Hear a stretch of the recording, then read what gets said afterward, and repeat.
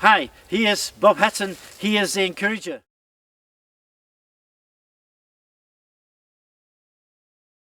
I'm so glad that you've decided to join us today. I hope you have a good day and God bless you. I want to start today's episode by telling you a story of some friends of mine, friends of ours who live in England. They're approximately in our age, and I have to go back in time, maybe nearly 40 years, I suppose this was. Our friends had been married for a time, not a very long time, but a couple of years, and they didn't have any children. And especially for the lady, for the wife, this was an issue. This was a problem because, of course, when you get married, I think it's normal that you want to have children, and no children were on the way. So this is quite a challenge. The husband, I'm sure it was also an issue for him as well, but he had something else that was pressing on his mind. He'd been a Christian, he'd been following Jesus ever since he was a little boy, and he'd grown up in the church, and he was dedicated to the church. He would help wherever he could, and he went through his childhood and his youth and into his early grown-up years, adult years. And one thing was bothering him all this time, because he'd never ever experienced speaking to people about God's love and God's grace and God's mercy, and these people saying, I want to follow this Jesus as well. He was not able to convince anyone, or as we would say, he wasn't able to lead anyone to the Lord. And this was quite an issue for him.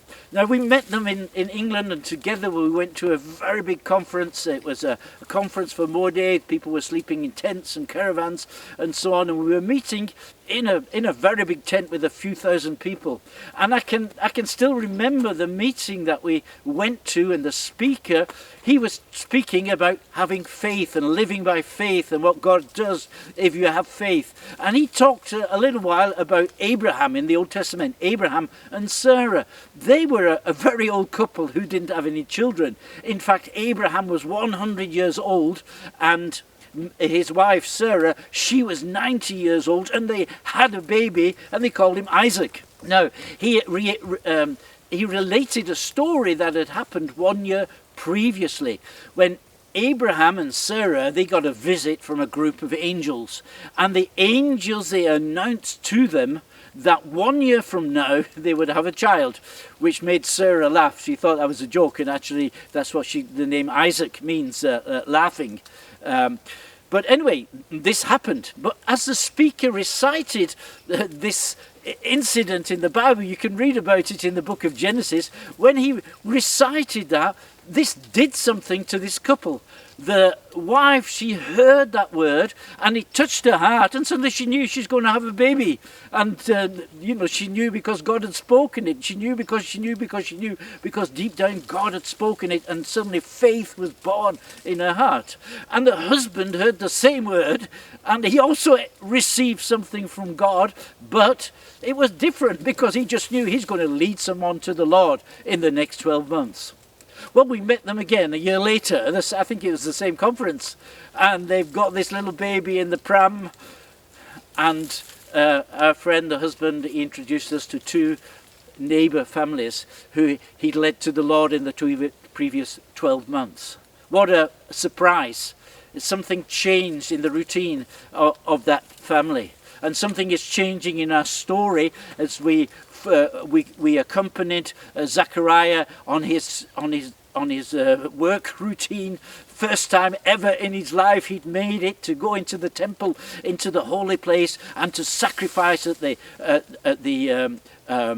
altar of incense, burning the incense, which was then turned into smoke and something that was fragrant and well pleasing to God, symbolic for the intercession that Zechariah was also making, the prayer he was making for the people, and also for the praise and worship that was ascending into God's presence. And suddenly Zechariah, he has a surprise, because he notices, I'm not alone in here anymore, and there's an angel An angel has appeared to him, and this angel, he'd come from the presence of God. Angel, the Greek word is angelos, and it simply means messenger. He's a messenger who's been sent from God, and he's come from the very presence of God. He's been there with the power and the glory and the majesty of God, ever presence, and he brought some of that with him. And when Zechariah saw him, he started to tremble and fear, and he was greatly troubled.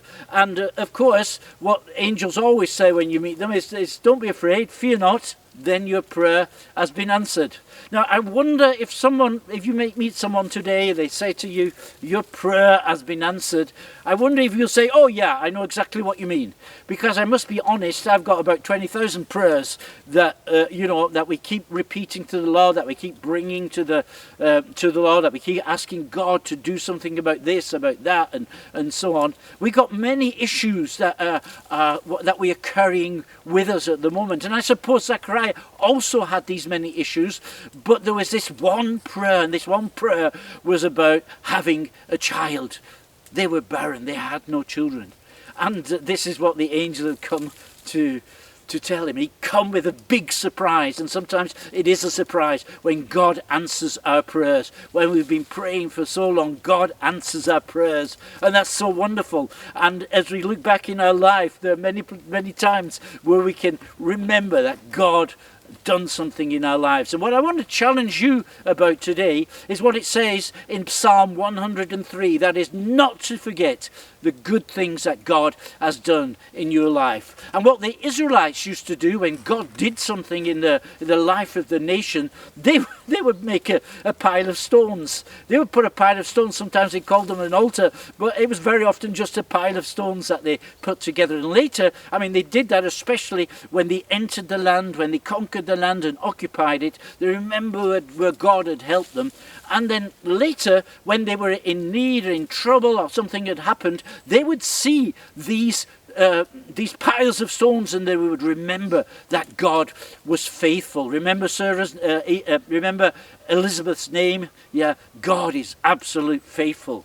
A short time ago, I preached about the judge in Israel in, I think it's Judges chapter 3, a man called Ehud. And Ehud, he lived in a time when Israel was oppressed by a coalition of the Moabites, the Amalekites, and the Amorites. And he had to go and take the tax, the tribute to the king of Moab. It was a very humiliating journey, and he had to go and bring them there and give them to the king. And he went and he did that, and then they released him. He could go home, and as he leaves the city, this was in the city of Gilgal, he saw something at the side of the road, and it was a pile of stones. And he remembered Gilgal was the very first place that Israel slept when they entered the promised land. Just during that day when they entered the land, God had stopped the flow of the river Jordan that was flooded at that moment, and all the people of Israel went through the riverbed with dry feet. That was the start of the occupation of the promised land. And when he remembered that, this is something that inspired him, and faith stood up in his heart, and they overthrew the oppressors and lived for another time in safety and peace.